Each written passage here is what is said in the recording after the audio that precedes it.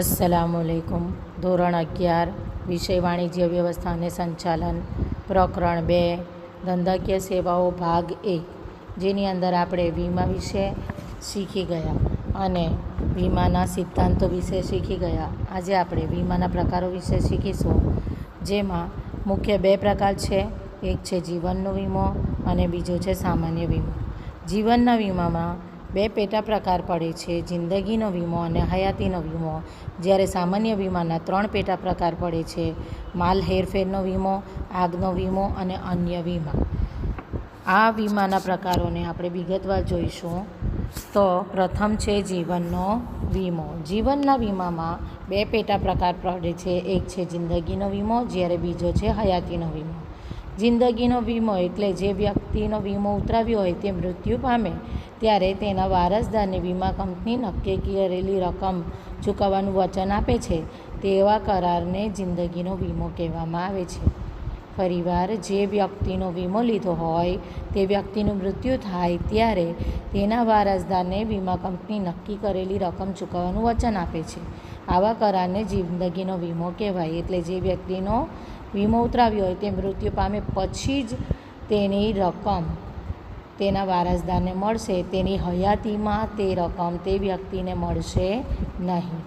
વીમો ઉતરાવનાર વ્યક્તિ નક્કી કરેલ પ્રીમિયમ નક્કી કરેલા સમયાંતરે અને આજીવન ભરશે. જેટલો સમય તે જીવન જીવશે, જેટલા સમય એની જિંદગી હશે ત્યાં સુધી તે પોતાનું આજીવન નક્કી કરેલું પ્રીમિયમ નક્કી કરેલા સમયાંતરે ભરશે, પરંતુ તેનો લાભ તેને મળશે નહીં. કારણ કે વ્યક્તિ પોતાની પછી પોતાના વારસદારોની ચિંતા કરે છે, એટલે તે પોતાની જીવનકાળ દરમિયાન પ્રીમિયમ ભરશે અને તેના મૃત્યુ પછી નક્કી કરેલી રકમ વીમા કંપની તેના વારસદારને ચૂકવશે. કોઈપણ વ્યક્તિની જિંદગીના મૂલ્ય આંકી શકાય નહીં. જિંદગી તો અમૂલ્ય છે, તેથી તેની કિંમત નક્કી થઈ શકતી નથી. પરંતુ વીમો ઉતરાવનાર જે વ્યક્તિ છે તે પોતાની જે પ્રીમિયમ ચૂકવવાની ક્ષમતા હશે તેના આધારે અને તે પોતાનું જિંદગીનું જેટલું મૂલ્ય આંકતું હશે તેના આધારે અહીં વીમાની રકમ નક્કી કરવામાં આવે છે.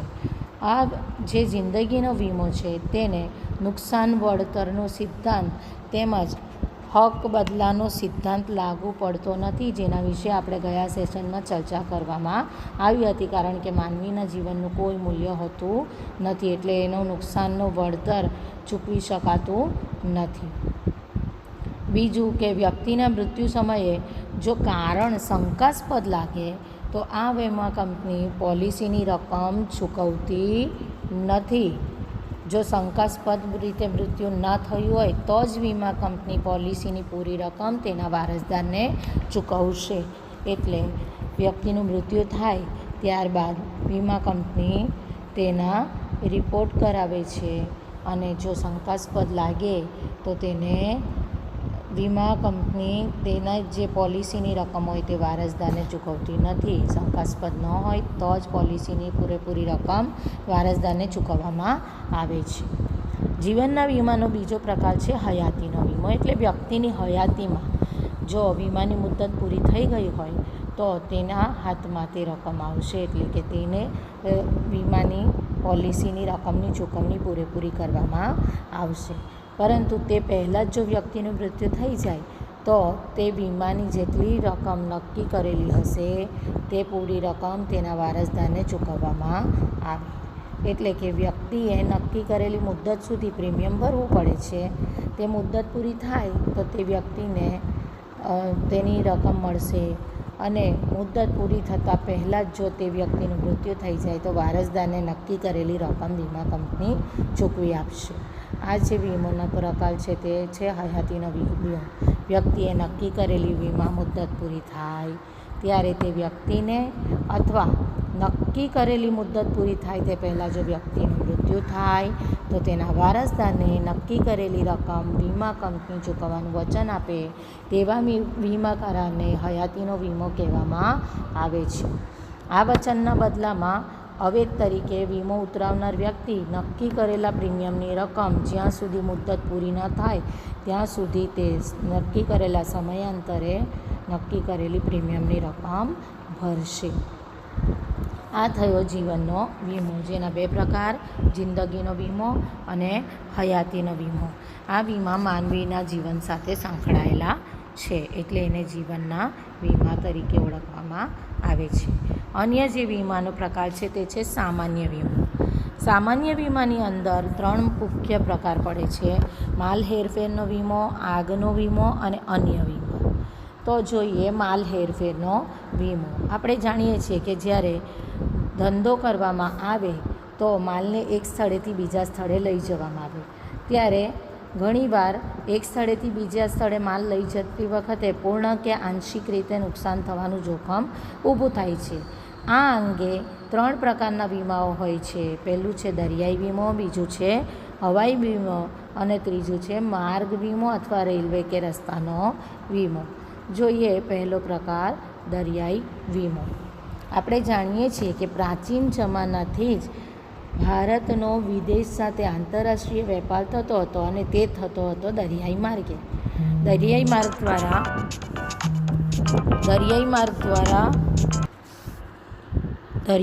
દ્વારા વિદેશમાં આપણા દેશમાંથી મરી મસાલો, તેજાના, મલમલનું કાપડ એ બધું નિકાસ કરવામાં આવતું હતું. એ રીતે દરિયાઈ માર્ગ દ્વારા પ્રાચીન સમયથી જ આપણા દેશમાં વેપાર ચાલતો હતો. દરિયાઈ માર્ગે માલ મોકલવાનું સસ્તું હોય છે, પરંતુ તેમાં સમય ખૂબ લાંબો જતો રહે છે, વિલંબકારી પ્રક્રિયા છે અને તેની સાથે સાથે જોખમ પણ ખૂબ રહેલું છે, કારણ કે લાંબા સમયગાળા સુધી તે માલ દરિયાઈ માર્ગે વહન થતું હોવાથી તેની અંદર કાટ લાગવો કે તેમાં નુકસાન થવું, ચોરી થઈ જવી, લૂંટફાટ થઈ જવો વગેરે જેવા જોખમો ઊભા થાય છે.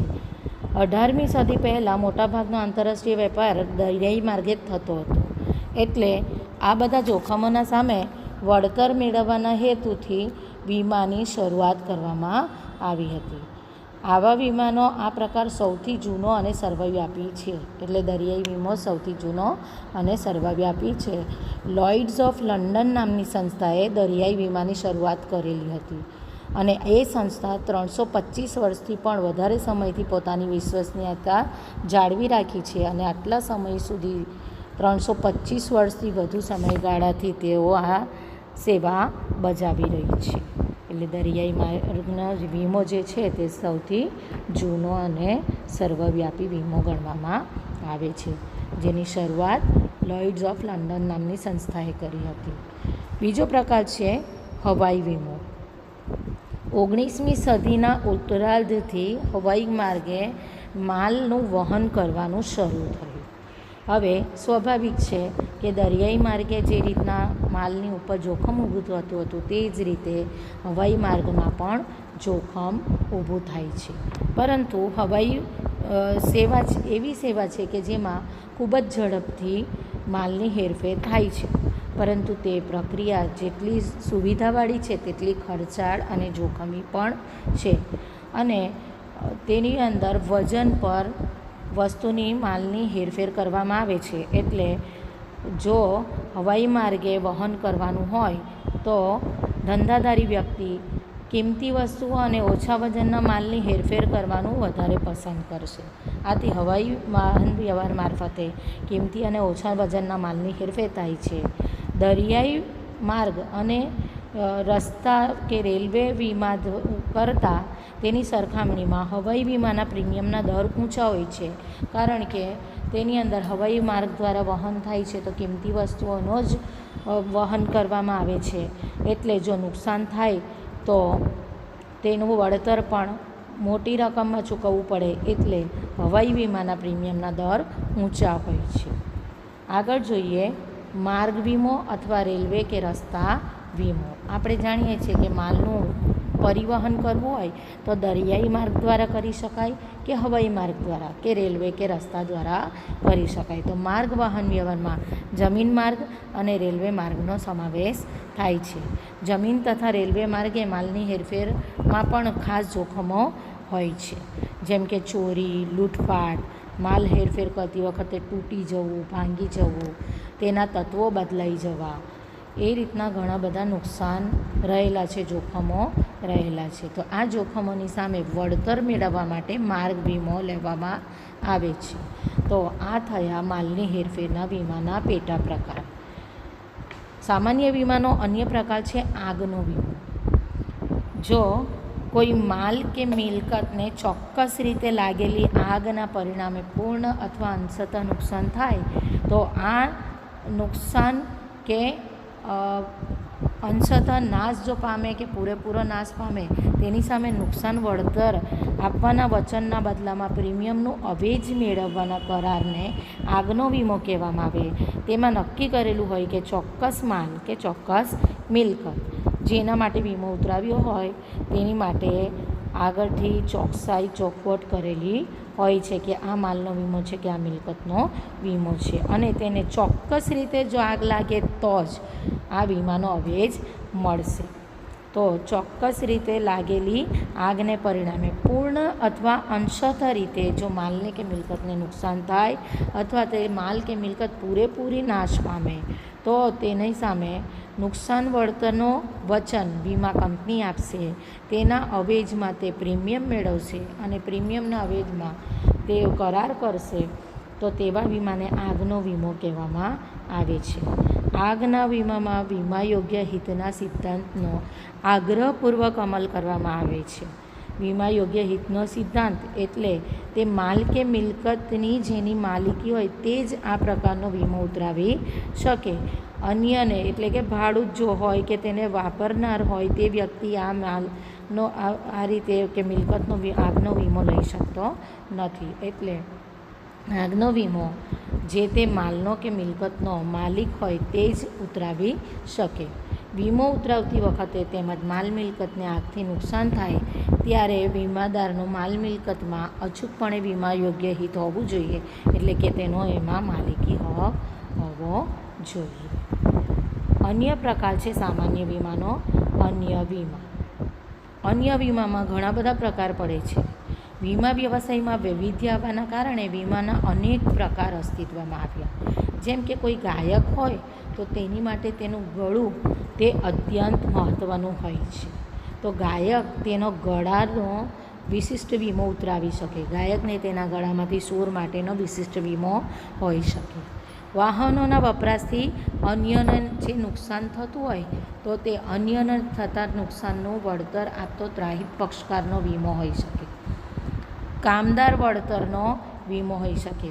જો કોઈ કામદાર આપણા ત્યાં કામ કરતો હોય અને તેને કોઈ અકસ્માત ધંધાના સ્થળે સર્જાય તો તેની માટે તેને આપણે વળતર ચૂકવવું પડશે, તો તેનો વીમો હોઈ શકે. પછી છે ધંધાની અંદર કોઈક વાર એવું બને કે ધંધો બંધ રહે તો તેમાં નફાની જગ્યાએ નુકસાન થાય છે. જેમ કે આજની પરિસ્થિતિમાં ઘણા બધા ધંધા એવા છે કે જે બંધ રાખવા પડે છે, તો તેવો વીમો તે નફા નુકસાનનો વીમો. સ્વાસ્થ્ય વીમો આપણે જાણીએ છીએ કે વ્યક્તિને આરોગ્યની જાળવણી માટે અને સારવાર માટે ખૂબ ખર્ચ કરવો પડે છે. ઘણીવાર એવું થાય કે કોઈ વ્યક્તિ બીમાર થાય તો તેની પાછળ ઘણો બધો સારવાર માટે ખર્ચો થાય છે, તો તેની માટે સ્વાસ્થ્યનો વીમો લઈ શકાય. લૂંટફાટનો વીમો લઈ શકાય. લૂંટફાટનો વીમો જો માલ ધંધાના સ્થળથી અથવા માલની હેરફેર કરતી વખતે તેને લૂંટફાટ થાય તો તેના બદલે નુકસાનનું વળતર મળશે. ઢોર ઢાંખરનો વીમો જે પશુપાલનનો વ્યવસાય કરતા હોય તેવા વ્યક્તિ માટે ઢોર ઢાંખર અગત્યના હોય છે, તો તેની માટે તે વીમો ઉતરાવી શકે. સમૂહ વીમો. સમૂહ વીમો છે તે કોઈ કંપનીની અંદર પોતાના દરેક કર્મચારી માટેનો વીમો લઈ શકાય છે. આગળ છે રમતગમતનો વીમો. અહીં બે પ્રકાર જુદા જુદા છે. રમતગમતનો વીમો અલગ પ્રકાર છે. રમતગમતનો વીમો જે વ્યક્તિઓ રમતગમતના વ્યવસાય સાથે જોડાયેલા હોય તો તેમને તેમાં નુકસાન થવાનું જોખમ રહેલું છે. જેમ કે ક્રિકેટ રમતા હોય કે વોલીબોલ રમતા હોય તો તેમને તેમાં નુકસાન જઈ શકે, તો તેની માટેનો પણ તે વીમો ઉતરાવી શકે. અથવા એવું થઈ શકે કે રમતગમતની સ્પર્ધાનું આયોજન કરવામાં આવે પરંતુ કુદરતી કે અકુદરતી પરિબળોના કારણે તે સ્પર્ધા તે સમયે યોજી ન શકાય અને મુલતવી રાખવી પડે તો ત્યારે ઘણું મોટું નુકસાન થાય છે. તો તે વખતે થતા નુકસાન અંગેનો પણ વીમો લઈ શકાય છે. વાહનનો વીમો, જો તમારું વાહન હોય તો તેનું નુકસાન થાય તો તેની સામે વળતર મેળવવા માટે વીમો લઈ શકાય. શાકનો વીમો, ધંધાદારી વ્યક્તિ શાક પર માલનું વેચાણ કરતો હોય તો બની શકે કે જેને શાક પર માલનું વેચાણ કર્યું તે પરત આપણને નાણાં ન આપે અને ગાલખાદ ઊભી થાય તો તે સમયે શાકનો વીમો જો લીધો હોય તો નુકસાનનું વળતર મેળવી શકો છો. ત્રાહિત પક્ષનો વીમો, ત્રાહિત પક્ષનો એટલે થર્ડ પાર્ટીનો વીમો. આપણા કઈ પ્રવૃત્તિના કારણે કોઈ અન્ય વ્યક્તિને નુકસાન થાય તો તેને વળતર ચૂકવવા માટેનો વીમો હોય છે. છેતરપિંડી સામે વફાદારીનો વીમો, પછી છે અકસ્માતનો વીમો, ત્યારબાદ કુદરતી આપત્તિનો વીમો, કામદાર વળતરનો વીમો. આ જુદા જુદા વીમાના પ્રકાર છે. તે તમામને અન્ય વીમામાં સમાવી લેવામાં આવે છે. આગળ જોઈએ વીમાનું ખાનગીકરણ. ભારતમાં વીમાની શરૂઆત ખાનગી ક્ષેત્રથી થઈ હતી. એટલે શરૂઆતમાં ખાનગી કંપનીઓ દ્વારા વીમાની સેવા આપવામાં આવતી હતી. ભારતમાં બ્રિટિશ હુકૂમત હતી તે તો તમે જાણો જ છો. બ્રિટિશ હુકૂમતના કારણે ઘણી બધી વિદેશી કંપનીઓ, વીમા કંપનીઓ ભારતમાં વીમા કાર્ય કરવા લાગી. આ વીમા કંપનીઓ અયોગ્ય વેપારી રીત રસમો આચરતી હતી અને આવા કારણોના કારણે 19મી જાન્યુઆરી 1956ના રોજ સરકાર દ્વારા વટહુકમ બહાર પાડવામાં આવ્યો અને તેના દ્વારા જીવન વીમાના ધંધાનું રાષ્ટ્રીયકરણ કરવામાં આવ્યું. ફક્ત જીવન વીમાના ધંધાનું રાષ્ટ્રીયકરણ કરવામાં આવ્યું અને તેમાં સરકારે ભાગીદારી કરી અને ભારતીય જીવન વીમા નિગમની સ્થાપના થઈ. આમ જીવન વીમા ક્ષેત્રે ભારતીય જીવન વીમા નિગમમાં એક હત્તુ ઇજારાની શરૂઆત થઈ, કારણ કે જીવન વીમો ફક્ત ભારતીય જીવન વીમા નિગમ દ્વારા જ આપવામાં આવતો હતો. જ્યારે સામાન્ય વીમાની શરૂઆત ભારતમાં બ્રિટિશરો દ્વારા જ થઈ હતી. સામાન્ય વીમા ઉપર પણ સમયાંતરે નિયંત્રણ મુકાતા રહ્યા. વીમા કંપનીઓ ગ્રાહકોને એટલે કે વીમો ઉતરાવનારને છેતરતી ગઈ. તો આઝાદી પછી પણ એ છેતરપિંડી અને નિયંત્રણો ચાલુ જ રહ્યા હતા. ત્યારબાદ 1972માં સામાન્ય વીમા વેપારનું રાષ્ટ્રીયકરણ કરવા માટે કાયદો લાગુ કરવામાં આવ્યો અને કાયદા દ્વારા 1 જાન્યુઆરી 1973થી તમામ સામાન્ય વીમા કંપનીઓનું પણ રાષ્ટ્રીયકરણ કરવામાં આવ્યું. જીવન વીમાનું રાષ્ટ્રીયકરણ 1956માં 19મી જાન્યુઆરીથી કરવામાં આવ્યું. જ્યારે સામાન્ય વીમાનું રાષ્ટ્રીયકરણ એની માટેનો કાયદો 1972માં લાગુ પાડ્યો અને 1 જાન્યુઆરી 1973થી તમામ સામાન્ય વીમા કંપનીઓનું રાષ્ટ્રીયકરણ કરવામાં આવ્યું. વીમા ક્ષેત્રની કામગીરીની સમીક્ષા કરવા માટે સરકાર દ્વારા સમિતિની રચના કરવામાં આવી. આ સમિતિ યોગ્ય દેખરેખ રાખતી હતી અને તેનો અહેવાલ આપતી હતી. એના અહેવાલના કારણે ભારત સરકારે વિદેશી વીમા કંપનીઓને ભારતીય કંપનીઓ સાથે સહયોગમાં વીમાનો ધંધો કરવાની જોગવાઈ કરી, કારણ કે રાષ્ટ્રીયકરણ થઈ ગયું એટલે ફક્ત ભારતીય કંપની જ તેમાં વીમા કંપની ચલાવી શકતી હતી. પરંતુ આ સમિતિની રચના થઈ ત્યારબાદ ભારત સરકારે વિદેશી વીમા કંપનીઓને પણ ભારતીય કંપનીઓ સાથે સહયોગમાં વીમાનો ધંધો કરવાની જોગવાઈ કરી અને તેના દ્વારા 1999માં વીમા નિયમન અને વિકાસ સત્તા, જેને શોર્ટમાં IRDA કહેવાય છે, તેનું ફૂલ ફોર્મ છે insurance regulatory and development authority, IRDA જેને શોર્ટમાં કહેવાય, તેની સ્થાપના થઈ. તો જોઈએ વીમા નિયમન અને વિકાસ સત્તા, જેને ઇંગ્લિશમાં insurance regulatory and development authority કહેવામાં આવે છે, જેનું શોર્ટ ફોર્મ છે IRDA. IRDAનું ફૂલ ફોર્મ પૂછાઈ શકે છે. વીમા નિયમન અને વિકાસ સત્તા એ ભારતની સર્વોચ્ચ અને સ્વાયત્ત કાયદાકીય સંસ્થા છે. તે વીમા ક્ષેત્રના નિયમન અને વિકાસનું કાર્ય સાચવે છે, એટલે કે વીમાને લગતા કાયદાઓ ઘડવાનું કાર્ય પણ તે કરે છે. IRDA એક્ટ એટલે કે IRDA કાયદો 1999 દ્વારા ખાનગી વીમા કંપનીઓ માટે વીમા ક્ષેત્રના નવા દ્વાર ખોલવામાં આવ્યા. એટલે હવે ખાનગી કંપનીઓ પણ વીમા ક્ષેત્રમાં ઝંપલાવી શકતી હતી. અને આવી ખાનગી વીમા કંપનીમાં વિદેશી સીધું રોકાણ, જેને FDI એટલે કે ફોરેન ડાયરેક્ટ ઇન્વેસ્ટમેન્ટ કહેવાય છે, ત્યારે શરૂઆતમાં 26% સુધીની તેની મર્યાદા રાખવામાં આવી હતી. એટલે કે વિદેશી કંપનીઓ હોય તો તે આપણા દેશમાં વિદેશી મૂડીરોકાણ 26% સુધી કરી શકતી હતી. જે કંપનીમાં જેટલી મૂડીની જરૂરિયાત હોય તેના 26% ભાગ વિદેશી મૂડીરોકાણ મેળવી શકાતું હતું. આ FDI પહેલાં 26% હતું, પરંતુ વર્ષ 2015માં તેને વધારીને 49% કરવામાં આવ્યું અને 2019ના વર્ષની અંદર જેને 100% સુધી વિસ્તારવામાં આવ્યું છે. એટલે હવે સીધું મૂડીરોકાણ આપણા દેશમાં 100% સુધી વિદેશી કંપનીઓ કરી શકે છે. આમ વિદેશી વીમા કંપનીઓ ભારતીય વીમા કંપનીમાં સીધું પહેલાંના સમયમાં તમારે પુસ્તકમાં 49% છે, એટલે 49% સુધીનું મૂડીરોકાણ કરી શકે છે એવું જ પરીક્ષામાં લખવું. પરંતુ આજના સમયની અંદર વિદેશી કંપનીઓ સીધું 100% મૂડીરોકાણ આપણા દેશમાં કરી શકે છે, જે તમારી સમજૂતી માટે જણાવું છું. IRDAના મુખ્ય ઉદ્દેશોની અંદર કયા ઉદ્દેશ્યોનો સમાવેશ થાય છે? તો પ્રથમ છે વીમા ધારકોને વધુ પસંદગી મળે. એટલે જુદી જુદી વીમા કંપનીઓમાં જુદા જુદા વિકલ્પો હોઈ શકે, તો તેઓ ઈચ્છે તે વીમા કંપનીની અંદર ઈચ્છે તેવી પોલિસી મેળવી શકે છે.